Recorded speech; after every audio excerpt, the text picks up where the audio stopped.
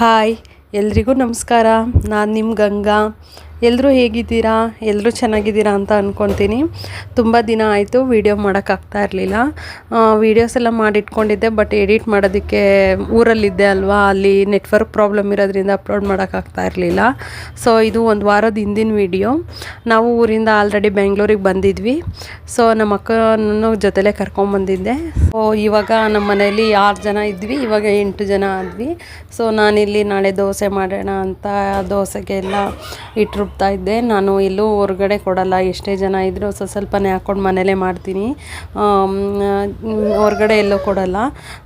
ನಾನಿಲ್ಲಿ 2 ಪಾತ್ರೆಗೆ ಹಾಕ್ಕೊಂಡಿದ್ದೀನಿ. ಒಂದು ಬೌಲ್ಗೆ ಏನಕ್ಕೆ ಹಾಕ್ಕೊಂಡಿದ್ದೀನಿ ಅಂದರೆ ಅದಕ್ಕೆ ಉಪ್ಪು ಬೆರೆಸಿಲ್ಲ, ಅದನ್ನು ಹಾಗೆ ಇಟ್ಟಿರ್ತೀನಿ. ನಾಳೆ ಏನಾದರೂ ನಾನು ಈ ಪಾತ್ರೆಲಿರೋದೇನಾದರೂ ಶಾರ್ಟೇಜ್ ಆದರೆ ಆವಾಗ ಇದನ್ನು ಬೇಕಾಗುತ್ತೆ ಅಂತ ಹಾಗೆ ಸಪ್ರೇಟ್ ಎತ್ತಿಟ್ಕೊಂಡಿದ್ದೀನಿ. ಇದಕ್ಕೆ ಉಪ್ಪು ಹಾಕಿಲ್ಲ, ನಾನು ನಾಳೆ ಬೇಕು ಅಂದಾಗ ಹಾಕಿ ಬೆರೆಸಿ ಮಾಡ್ಕೊತೀನಿ. ಫಸ್ಟೇ ಉಪ್ಪು ಹಾಕಿದ್ರೆ ಅದು ಜಾಸ್ತಿ ಉಪ್ಪು ಬಿಡುತ್ತೆ ಮತ್ತು ಹುಳಿ ಜಾಸ್ತಿ ಬರುತ್ತೆ ಅಂತ ಅಷ್ಟೇ. ನಾವು ಈ ಮಿಕ್ಸಿ ತಗೊಂಡು 8 ವರ್ಷನೇ ಆಯಿತು, ಒಂದು ಸಲನೂ ರಿಪೇರಿಗೆ ಬಂದಿಲ್ಲ. ಒಂದೇ ಒಂದು ಸಲ ಕಾರ್ಬನ್ನು ಸವದಿದೆ ಅಂತ ಹೇಳಿ ಒಂದು ಸಲ ಹಾಕ್ಸ್ಕೊಂಬಂದಿದ್ವಿ ಅಷ್ಟೇ. ಅದು ಮಾಮೂಲಿ ಸವಿತಿರುತ್ತಂತೆ ಯೂಸ್ ಮಾಡ್ತಾ ಅದು ಬಿಟ್ಟರೆ ಬೇರೆ ಏನೂ ಪ್ರಾಬ್ಲಮ್ ಬಂದಿಲ್ಲ. ಮಿಕ್ಸಿ ಜಾರು ಅಷ್ಟೇ, ಒಂದು ಸಲನೂ ಪ್ರಾಬ್ಲಮ್ ಬಂದಿಲ್ಲ. ಅದೇ ಮಿಕ್ಸಿ ಜಾರೇ ನಾನು ಮಿಕ್ಸಿ ಇದೆಲ್ಲ ಆದ ತಕ್ಷಣ ನಾನೇ ತೊಳೆದಿಟ್ಬಿಡ್ತೀನಿ. ಚಟ್ನಿ ಎಲ್ಲ ಅದರಲ್ಲೇ ಬಿಡೋದು, ಅದೆಲ್ಲ ಮಾಡಲ್ಲ. ಸೊ ಹಾಗಾಗಿ ತುಂಬ ಚೆನ್ನಾಗಿ ಬಾಳಿಕೆ ಬಂತು. ಇಲ್ಲಿ ಹಿಟ್ಟೆಲ್ಲ ರುಬ್ಬಿದ್ದಾಯಿತು. ಮತ್ತು ಮಿಕ್ಸಿಲಿ ಕಾಯಿ ಜಾಸ್ತಿ ಯೂಸ್ ಮಾಡೋದ್ರಿಂದ ಮಿಕ್ಸಿ ಬೇಗ ಹಾಳಾಗಿ ಹೋಗಲ್ಲ ಅಂತಾರೆ. ನಮ್ಮ ಮನೇಲಿ ಸ್ವಲ್ಪ ಕಾಯಿ ಚಟ್ನಿ ಸಾಂಬಾರಿಗೆಲ್ಲ ಕಾಯಿ ಜಾಸ್ತಿ ಯೂಸ್ ಮಾಡೋದ್ರಿಂದ ಅದು ಏನೂ ಆಗಿಲ್ಲ ಅಂದ್ಕೊತೀನಿ. ಬೆಳಗ್ಗೆ ಎದ್ದು ಬಂದು ನೋಡೋ ಅಷ್ಟರಲ್ಲಿ ಹಿಟ್ಟೆಲ್ಲ ಕೆಳಗಡೆ ಬಂದಿತ್ತು. ನಾನು ಯಾವಾಗಲೂ ಕೆಳಗಡೆ ಒಂದು ಪಾತ್ರೆ ಇಟ್ಟಿರ್ತೀನಿ, ಬಟ್ ಅದು ಅವತ್ತೇನೋ ಫುಲ್ ಎಲ್ಲ ಹೋಗ್ಬಿಟ್ಟಿತ್ತು. ಆಮೇಲೆ ಅಯ್ಯೋ ನಾನು ಕೆಳಗಡೆ ಪಾತ್ರೆ ಇಟ್ಟಿರಲಿಲ್ಲ ಅಲ್ವಾ ಅಂದ್ಕೊಂಡೆ. ಸೊ ಆಮೇಲೆಲ್ಲ ಎಕ್ಸ್ಟ್ರಾ ಎತ್ತಿಟ್ಟಿದ್ನಲ್ಲ ಅದು ಎಲ್ಲ ಇಟ್ಟು ಬೇರೆ ಇನ್ನೊಂದಕ್ಕೆ ಹಾಕ್ಕೊಂಡು ಮಾಡಿದ್ದಾಯಿತು. ಆಮೇಲೆ ನಮ್ಮ ಮನೇಲಿ ದೋಸೆಗೆ ಕಾಯಿ ಚಟ್ನಿ ಮತ್ತು ಆಲೂಗಡ್ಡೆ ಪಲ್ಯ, ಇಲ್ಲಾಂದರೆ ತರಕಾರಿ ಪಲ್ಯನೇ ಜಾಸ್ತಿ ಆಲೂಗಡ್ಡೆ ಪಲ್ಯನೇ. ಆಲ್ರೆಡಿ ಅರ್ಧ ಜನದೆಲ್ಲ ತಿಂಡಿ ಆಗಿತ್ತು. ನಾನು ಬೆಳಗ್ಗೆಯಿಂದ ಚಟ್ನಿ ಪಲ್ಯ ಎಲ್ಲ ನಾನೇ ಮಾಡಿದ್ರಿಂದ ನಮ್ಮ ಅಕ್ಕ ದೋಸೆ ಹಾಕ್ತಾಯಿದ್ರು ಎಲ್ಲರಿಗೂ. ಎಲ್ಲರೂ ತಿಂಡಿ ಆಗಿತ್ತು.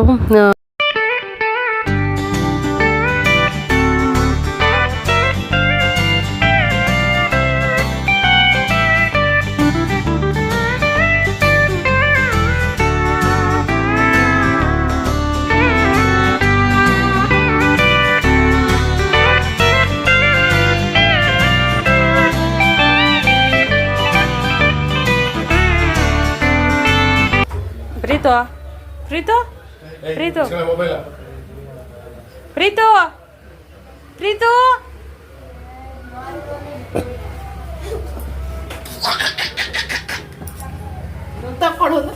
ಆಯ್ತಾ?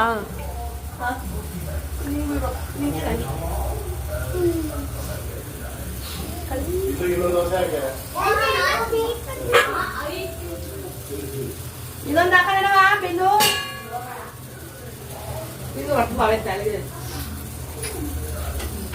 ದೋಸೆಗಿಂತ ದೋಸೆ ಹಿಟ್ಟಿರುತ್ತಲ್ಲ ರುಬ್ಬಿರೋದು, ಅದು ತುಂಬ ಇಷ್ಟ. ಯಾವಾಗಲೂ ಟೇಸ್ಟ್ ಮಾಡ್ತಾ ಇರ್ತಾಳೆ.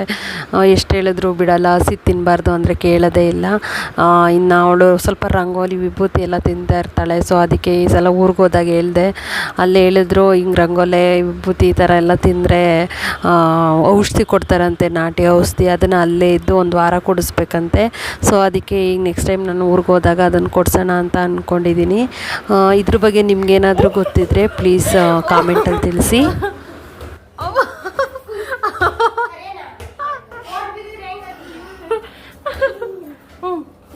ಎತ್ತು ನೋಡೋಣ, ಎತ್ತು ಆಗಲಿ, ಎತ್ತು ಮೂಲಿಕೆ ಚಿನಿ ಆಗ್ಲಿಲ್ವಾ?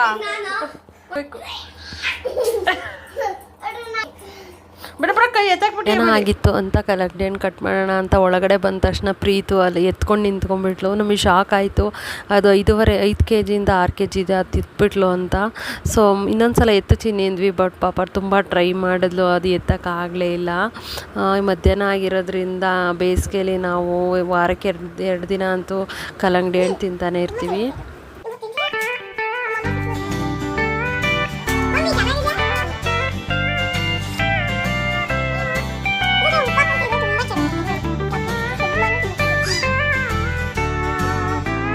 ಬೇಸಿಗೆ ಆಗಿರೋದ್ರಿಂದ ನಮ್ಮ ಮನೇಲಿ ಕಲ್ಲಂಗಡಿ ಹಣ್ಣು ವಾರಕ್ಕೆ 1 ಇಲ್ಲ 2 ತರ್ತಾನೆ ಇರ್ತಾರೆ, ಸ್ವಲ್ಪ ದೊಡ್ಡದನ್ನೇ. ಅದು ತಿನ್ನೋದ್ರಿಂದ ಸ್ವಲ್ಪ ನೀರಿನ ಅಂಶ ಜಾಸ್ತಿ ಇರುತ್ತೆ. ಬೇಸಿಗೆ ಟೈಮಲ್ಲಿ ನೀರು ಜಾಸ್ತಿ ಕುಡೀರಿ. ಕಲ್ಲಂಗಡಿ ಹಣ್ಣು, ಕರ್ಬೂಜ ಹಣ್ಣು, ಆ ಸೀಸನಲ್ಲಿ ಏನು ಫ್ರೂಟ್ ಸಿಗುತ್ತೋ ಅದರ ಜ್ಯೂಸ್ ಮಾಡ್ಕೊಂಡು ಕುಡೀರಿ. ನೀರಿನ ಅಂಶ ಎಷ್ಟು ನಮ್ಮ ಬಾಡಿಗೆ ಹೋಗುತ್ತೋ ಅಷ್ಟು ತಂಪಾಗುತ್ತೆ. ಹಾಗೆ ಬಾರ್ಲಿ ಗಂಜಿ, ಸಬ್ಬಕ್ಕಿ ಗಂಜಿ ಅದನ್ನೆಲ್ಲ ಮಾಡ್ಕೊಳ್ಳಿ. ಇಲ್ಲಿ ನಮ್ಮ ಮನೇಲಿ ಮಕ್ಕಳು ಸ್ವಲ್ಪ ಕಲ್ಲಂಗಡಿ ಹಣ್ಣನ್ನು ತಿನ್ನೋಕೆ ಇದು ಮಾಡುತ್ತಾರೆ. ಸೊ ಅದಕ್ಕೆ ನಾನು ಸ್ವಲ್ಪ ಉಪ್ಪು ಹಾಕ್ಕೊಡ್ತೀನಿ, ಸ್ವಲ್ಪ ಟೇಸ್ಟ್ ಇರುತ್ತೆ ಅಂತ. ನಾವೆಲ್ಲ ಹಾಗೆ ತಿಂತೀವಿ. ಬಿಂದುನು ನಮ್ಮ ಅಕ್ಕನ ಮಗಳೂ ಪಾರ್ಕ್ಗೆ 4 ಗಂಟೆಗೆಲ್ಲ ಹೊರಟ್ಬಿಡ್ತಾರೆ. 4 ಗಂಟೆ ಆದ ತಕ್ಷಣವೇ ಹೊರಡ್ತಾರೆ, ನಮ್ಮ ಮನೆಗೆ ನಿಯರ್ ಇರೋದ್ರಿಂದ. ಬಿಂದು ಪ್ರೀತುನು ಕರ್ಕೊಂಡು ಹೋಗೋಣ ಅಂತ ಅಂದರೆ ಪ್ರೀತು ಇನ್ನೂ ಮಲಗಿತ್ತು. ಸೊ ಅದಕ್ಕೆ ನಾನು, ಅವರಿಬ್ಬರು ಆಲ್ರೆಡಿ ಫಸ್ಟೇ ಹೋಗಿದ್ರು. ನಾವು ಸ್ವಲ್ಪ 5 ಗಂಟೆವರೆಗೂ ನೋಡಿದ್ವಿ, ಅದೇ ಎದ್ದಾಳಿಲ್ಲ. ಸೊ ಆಮೇಲೆ ನಾನು ನಮ್ಮ ಅಕ್ಕನೂ ಹೊರಟ್ವಿ ಪಾರ್ಕ್ಗೆ ಅಂತ.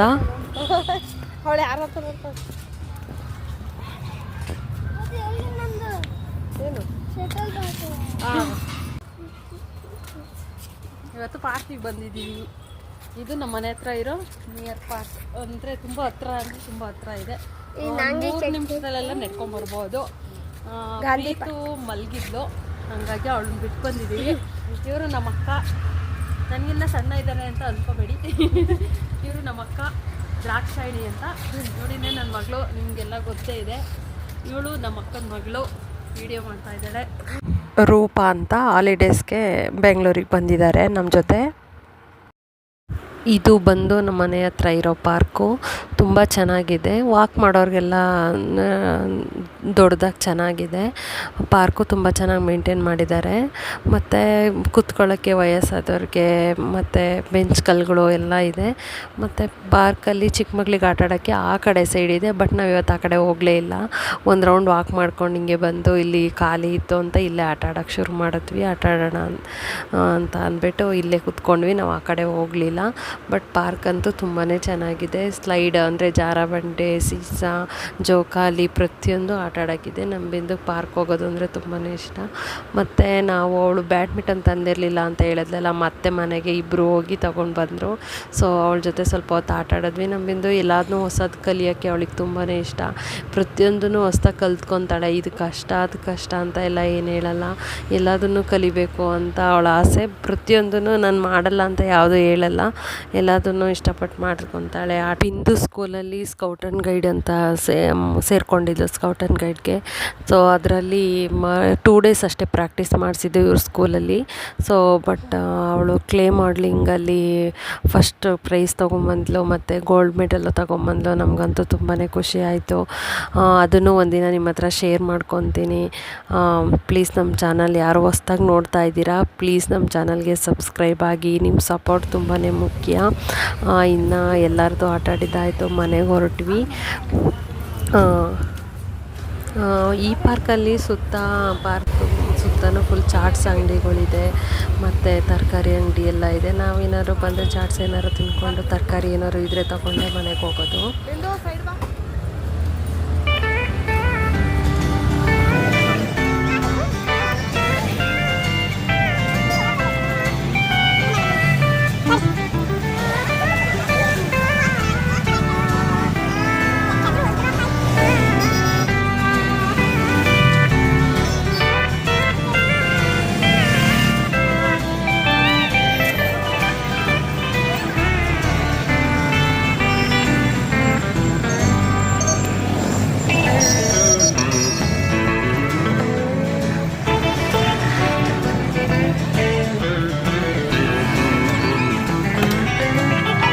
ನಾವು ಪಾನಿಪುರಿ ತಿನ್ನೋಣ ಅಂತ ಬಂದ್ವಿ. ನಮ್ಮ ಬಿಂದು ಪಾನಿಪುರಿ ಏನು ತಿನ್ನಲ್ಲ.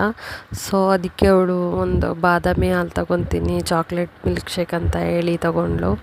ಸೊ ನಾನು ನಮ್ಮ ಅಕ್ಕ ಮಸಾಲೆ ಪುರಿ ತಗೊಂಡ್ವಿ. ನನ್ನ ಅಕ್ಕನ ಮಗಳು ಪಾನಿಪುರಿ ತಗೊಂಡು ಬಿಂದು ಮಿಲ್ಕ್ ಶೇಕ್ನೇ ಕುಡಿದ್ಲು.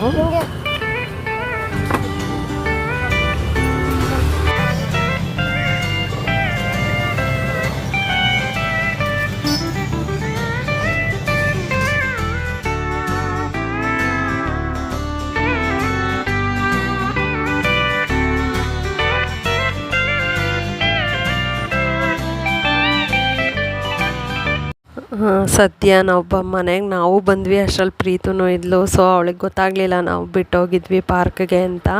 ಸೊ ಹಾಗೆ ಸಮಾಧಾನ ಮಾಡಿ ಯಾವಾಗ ಎಲ್ಲೇ ಹೊರಟಿದ್ದೀರಾ ಅಂತ ಹಾಗೂ ಕೇಳಿದ್ಲು. ಎಲ್ಲೂ ಇಲ್ಲ ಚಿನ್ನಿ, ಮನೇಲಿ ಇದ್ದೀವಿ ಅಂತ ಹೇಳಿ ಸಮಾಧಾನ ಮಾಡಿದ್ವಿ. ಇಲ್ಲಿ ಎಲ್ಲ ಇರೋದ್ರಿಂದ ಕಡಲೆಬೇಳೆ ಪಾಯಸ ಮಾಡೋಣ ಅಂತ ನಾನು ಪಾರ್ಕ್ ಹೋಗೋ ಟೈಮಲ್ಲಿ ಕಡಲೆಬೇಳೆ ನೆನೆ ಹಾಕಿ ಹೋಗಿದ್ದೆ. ಸೊ ಡೈರೆಕ್ಟ್ ಕಡಲೆಬೇಳೆ ಕೂಗಿಸಿ ಪಾಯಸ ಮಾಡಿದ್ರೆ ಅದು ಸರಿಯಾಗಿ ಬೆಂದಿರಲ್ಲ. ಒಂದು 2 ಅವರ್ 3 ಅವರ್ ನೆಂದರೆ ಪಾಯಸ ತುಂಬ ಚೆನ್ನಾಗಿ ಬರುತ್ತೆ. ನಾನಿಲ್ಲಿ 2 ಅವರು ಕಡಲೆಬೇಳೆನ ನೆನೆಸಿ ತೊಳೆದು ನಾನು ಕುಕ್ಕರಲ್ಲಿ ಕೂಗಿಸ್ತಾ ಇದ್ದೀನಿ. ಈ ಥರ ಮಾಡೋದ್ರಿಂದ ಪಾಯಸ ಫುಲ್ ಸಾಫ್ಟಾಗಿ ಬರುತ್ತೆ, ಚೆನ್ನಾಗಿ ಬರುತ್ತೆ. 2 ಕೂಗಿಸಿದ್ರೆ ಸಾಕು ನೆಂದಿರೋದು. ಒಂದೊಂದು ಸಲ ಫಿಲ್ಟರ್ ನೀರು ಹಾಕಿದ್ರೆ ಒಂದು ಕೂಗಿದ್ರೂ ತುಂಬ ಚೆನ್ನಾಗಿರುತ್ತೆ. ನಾನಿಲ್ಲಿ ಕಡಲೆಬೇಳೆ ಚೆನ್ನಾಗಿ 2 ಕೂಗೋದನ್ನು ಚೆನ್ನಾಗಿ ಸ್ಮ್ಯಾಶ್ ಮಾಡ್ತಾಯಿದ್ದೀನಿ. ಸೊ ಬೇಕು ಅಂದರೆ ತುಂಬ ಸ್ಮ್ಯಾಶ್ ಮಾಡ್ಕೋಬೋದು. ನಮ್ಮ ಮನೇಲಿ ಸ್ವಲ್ಪ ಬೇಳೆ ಬಾಯಲ್ಲಿ ಸಿಕ್ಕಿದ್ರೆ ತುಂಬ ಇಷ್ಟಪಡ್ತಾರೆ. ಸೊ ಅದಕ್ಕೆ ನಾನು ಜಾಸ್ತಿ ಮಾಡೋಕ್ಕೆ ಹೋಗಲಿಲ್ಲ. ಬೇಳೆ ಪಾಯಸಕ್ಕೆ ಬೆಲ್ಲ ಹಾಕಿದ್ರೆ ತುಂಬಾ ಟೇಸ್ಟ್ ಇರುತ್ತೆ. ಸೊ ನಾನು ಬೆಲ್ಲನೇ ಯೂಸ್ ಮಾಡೋದು ಪಾಯಸಕ್ಕೆಲ್ಲ, ಸಕ್ಕರೆ ಜಾಸ್ತಿ ಯೂಸ್ ಮಾಡಲ್ಲ. ಸೊ ಬೆಲ್ಲನ ನಾನಿಲ್ಲಿ ಕರಗಿಸೋಕ್ಕೆ ಅಂತ ಹಾಕಿದ್ದೀನಿ. ಕರಗಿದ ಮೇಲೆ ಅದನ್ನು ಸೋಸ್ಬಿಟ್ಟು ಹಾಕ್ತೀನಿ. ಸ್ವಲ್ಪ ಕಡಿಮೆ ನೀರೇ ಹಾಕ್ಕೊಂಡು ಮಾಡೋದ್ರಿಂದ ನಾವು ಆಲ್ರೆಡಿ ಬೇಯಿಸಿರ್ತೀವಲ್ವ. ಸೊ ಹಾಗಾಗಿ ಸ್ವಲ್ಪ ನೀರು ಹಾಕ್ಕೊಂಡು ಬೇಯಿಸಿದ್ರೆ ಸಾಕು. ನಾನಿಲ್ಲಿ ಬಚ್ಚಿಕೊಂಡಿತ್ತ ಎಷ್ಟು ಪುಟ್ಟದ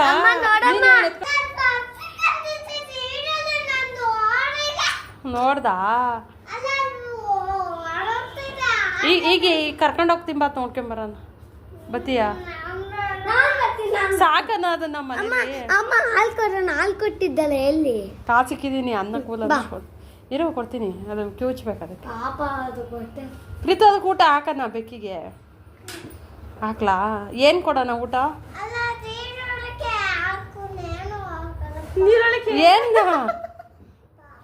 ಏನು ಕೊಡೋಣ ಅದಕ್ಕೆ? ನೀರೊಳಗೆ ಏನು ಹಾಕೋಣ? ನೀರು ಕುಡಿಯಕ್ಕೆ ಕೊಡೋಣ ಅಂತ ಕಣ. ನೀರು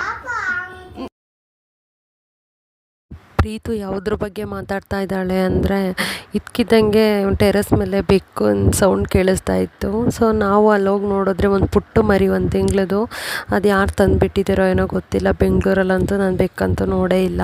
ಇದ್ಕಿದ್ದಂಗೆ ಸೌಂಡ್ ಕೇಳಿಸ್ತಾ ಇತ್ತು. ಸೊ ಅದಕ್ಕೆ ತುಂಬ ಹೊಟ್ಟೆ ಹಶ್ವಾಗಿದೆಯೇನೋ ಏನೋ, ಬೆಳಗ್ಗೆ ಕೇಳೋಣ ಯಾರಾದರೂ ತಂದುಬಿಟ್ಟಿದ್ದಾರಾ ಏನೋ ಅಂತ ಅಂದ್ಬಿಟ್ಟು ಅದು ಟೆರೆಸ್ ಮೇಲಿತ್ತು. ಸೊ ಅದಕ್ಕೆ ನಾವು ಒಂದು ಬಟ್ಲಲ್ಲಿ ಅನ್ನ, ಹಾಲು ಮತ್ತು ಅನ್ನ ಮತ್ತು ಒಂದು ಬಟ್ಲಲ್ಲಿ ಹಾಲೂ 2 ಇಟ್ಟಿದ್ವಿ. ಹಾಲಾದರೂ ಕುಡೀಲಿ, ಅನ್ನ ಊಟ ಮಾಡೋಂಗಿದ್ರೆ ಮಾಡಲಿ ಅಂತ. ಬಿಂದುಗಂತೂ ಫುಲ್ ಖುಷಿ ಆಯಿತು, ಏನೋ ಬೆಕ್ಕು ಬಂದಿದೆ ಅಂತ.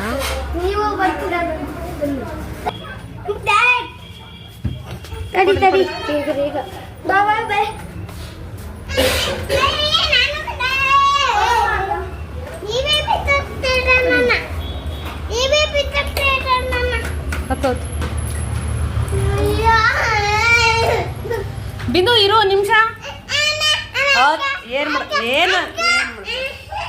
ಏನು ಮಾಡಲ್ಲ ಬಾ.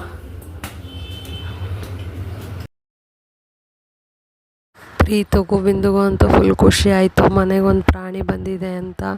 ಸೊ ನಾವು ನಾಯಿ ಸಾಕಬೇಕು ಅಂತ ತುಂಬ ದಿನದಿಂದ ಕೇಳ್ತಾನೆ ಇದ್ದರು. ನಾವೇ ಬೇಡ, ಪ್ರೀತು ಇನ್ನೂ ಚಿಕ್ಕವಳು, ಅವಳು ಗೊತ್ತಾಗಲ್ಲ ಅಂತ ಹೇಳ್ಬಿಟ್ಟು ತರಿಸಿರ್ಲಿಲ್ಲ. ಮತ್ತು ಅದನ್ನೆಲ್ಲ ತುಂಬ ಚೆನ್ನಾಗಿ ಮೇಂಟೈನ್ ಮಾಡಬೇಕು, ಹಿಂಸೆ ಮಾಡೋದೆಲ್ಲ ಮಾಡಬಾರ್ದು. ಸೊ ಇವರೆಲ್ಲ ಸ್ವಲ್ಪ ದೊಡ್ಡವರಾಗಲಿ ಅಂತ ನಾವು ಅದೇನೂ ತಂದಿರಲಿಲ್ಲ. ಸೊ ಇದ್ಕಿದ್ದಂಗೆ ಬೆಕ್ಕು ಬಂದಿರೋದಂತೂ ಖುಷಿ ಅಂತೂ ಆಯಿತು ಎಲ್ಲರಿಗೂ. ಅದಕ್ಕೆ ಅದು ಹೊಟ್ಟೆ ಹಶ್ವಾಗಿರುತ್ತೆ ಅಂತ ಹಾಲು ಅನ್ನ ತಂದು ಕೊಡೋಣ ಅಂತ ನೋಡಿದ್ರೆ ಎಲ್ಲಿ ನೋಡಿದ್ರು ಅದು ಕಾಣಿಸ್ತಾನೆ ಇರಲಿಲ್ಲ. ಅಂದರೂ ನಮಗೆ ಅದು ಹೊಸ್ದಾಗಿ ಬಂದಿರೋದ್ರಿಂದ ಅದಕ್ಕೂ ತುಂಬ ಹೆದ್ರುಕೊಂಡು ಅಲ್ಲಿ ಇಲ್ಲಿ ಓಡೋಗ್ತಾ ಇತ್ತು. ಸೊ ನಾವು ಅದನ್ನಿನ್ನೂ ಎದುರಿಸೋದು ಬೇಡ ಅಂತ ಹೇಳಿ ಹಾಲು ಮತ್ತು ಏನೋ ಅನ್ನ ಕಲಿಸ್ಕೊಂಬಂದಿದ್ವು ಅದನ್ನು ಇಟ್ಬಿಟ್ಟು ಹೋದ್ವಿ. ಅಟ್ಲೀಸ್ಟ್ ಅದು ಊಟ ಮಾಡಿ ಸ್ವಲ್ಪ ಸುಮ್ಮನೆ ಮಲ್ಕೊಳ್ಳುತ್ತೆ, ನೈಟೆಲ್ಲ ಇನ್ನು ಕೂಗಾಡಲ್ಲ ಅಂತ ಹೇಳಿ ನಾವೇ ಹೊರಟ್ವಿ ಮನೆಗೆ.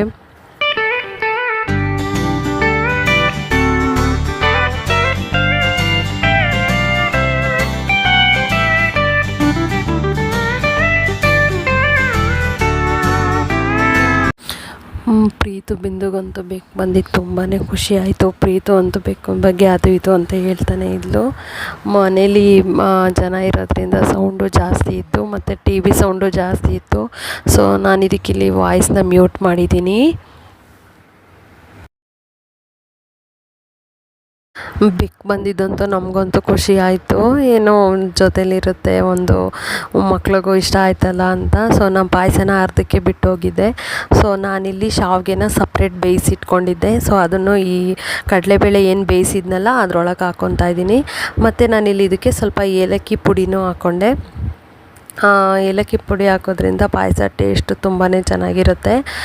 ನಮ್ಮ ಮನೇಲಿ ಕಡಲೆಬೇಳೆ, ಹೆಸರುಬೇಳೆ ಪಾಯಸ ಮತ್ತು ಅಕ್ಕಿ ಪಾಯಸ ಅಂತ ಪಾಯಸಗಳೇ ಜಾಸ್ತಿ ಮಾಡೋದು. ಎಲ್ಲರಿಗೂ ಇಷ್ಟ ಆಗುತ್ತೆ ತುಂಬಾ. ನಾನೇನಿಲ್ಲಿ ಬೆಲ್ಲನ ಕರಗಿಸಿಟ್ಕೊಂಡಿದ್ದೀನೋ ಅದನ್ನು ಸೋಸಿಬಿಟ್ಟು ಇದಕ್ಕೆ ಹಾಕ್ತೀನಿ. ಬೆಲ್ಲದಲ್ಲಿ ಕಲ್ಲು ಏನಾದರೂ ಇದ್ದರೆ ಸೋಸಿದ್ರೆ ಬರುತ್ತೆ ಅಂತ ಅಷ್ಟೇ, ಇನ್ನೇನಿಲ್ಲ. ಮತ್ತು ಗೋಡಂಬಿ, ದ್ರಾಕ್ಷಿ ಮತ್ತು ಲವಂಗನ ತುಪ್ಪದಲ್ಲಿ ಹುರಿದಿಟ್ಕೊಂಡಿದ್ದೆ. ಸೊ ಅದನ್ನು ಹಾಕ್ತಾಯಿದ್ದೀನಿ. ನಾವಿಲ್ಲಿ ಲಾಸ್ಟಲ್ಲಿ 1 ಗ್ಲಾಸ್ ಹಾಲನ್ನ ಕಾಯಿಸಿ ತಣ್ಣಗೆ ಮಾಡಿಟ್ಕೊಂಡಿರಬೇಕು. ಇದು ಪಾಯಸ ಎಲ್ಲ ಚೆನ್ನಾಗಿ ಕುದ್ದ ಮೇಲೆ ಅದಕ್ಕೆ ಹಾಲು ಹಾಕ್ಬಿಟ್ಟು ಮಿಕ್ಸ್ ಮಾಡಿದ್ರೆ ಆಯಿತು ಪಾಯಸ. ತುಂಬ ಟೇಸ್ಟಿಯಾಗಿರುತ್ತೆ. ನೀವು ಒಂದು ಸಲ ಟ್ರೈ ಮಾಡಿ ನೋಡಿ. ಇವತ್ತಿನ ದಿನ ಅಂತೂ ತುಂಬ ಬ್ಯುಸಿಯಾಗಿಯೂ ಇತ್ತು ಮತ್ತು ತುಂಬ ಚೆನ್ನಾಗೂ ಇತ್ತು. ಎಲ್ಲರಿಗೂ ಖುಷಿ ಅಂತೂ ಆಯಿತು, ನನಗೂ ತುಂಬಾ ಖುಷಿ ಆಯಿತು. ಪಾಯಸ ಅಂತೂ ಟ್ರೈ ಮಾಡೋದು ಮರಿಬೇಡಿ. ಇವತ್ತಿನ ವಿಡಿಯೋ ನಿಮಗೂ ತುಂಬ ಇಷ್ಟ ಆಗಿದೆ ಅಂತ ಅಂದ್ಕೊತೀನಿ. ನಮ್ಮ ಮನೇಲಿ 8 ಜನ ಇರೋದ್ರಿಂದ ನಾನು 8 ಬಟ್ಲಿಗೂ ಪಾಯಸ ಹಾಕ್ತಾಯಿದ್ದೀನಿ.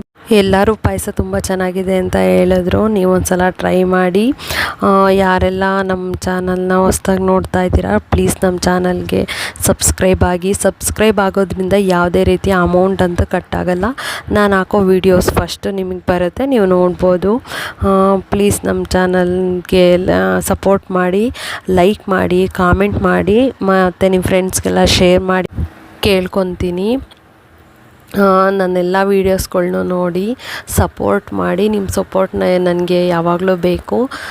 ಮತ್ತು ಮುಂದಿನ ವೀಡಿಯೋದಲ್ಲಿ ಸಿಗ್ತೀನಿ. ಎಲ್ಲರಿಗೂ ಧನ್ಯವಾದಗಳು. ಬಾಯ್ ಬಾಯ್.